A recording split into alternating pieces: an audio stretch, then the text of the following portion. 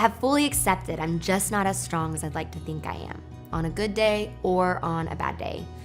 I remember a time when I was writing my first book, one of the most vulnerable things I've ever done, reliving childhood wounds, sharing the lessons I've learned from my past mistakes, and statements that only God could remove.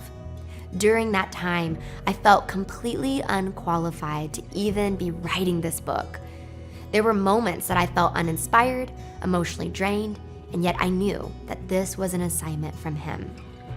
I love what Isaiah 40:29 says. It says, He gives strength to the weary, and He increases the power of the weak.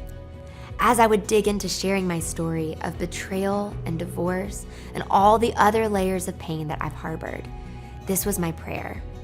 Lord, when I look in, You speak up. You give me strength. May Your glory and power be known. This cannot be done by my strength, but Yours alone. And you know what happened? He did. He spoke up. He poured out. He showed me that even when I'm sharing experiences that have left me feeling hurt, He will show His redemption and rebuild.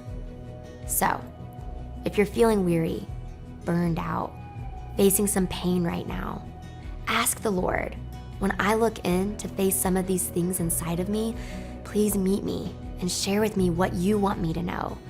Protect my heart as I learn more about Your heart, Lord.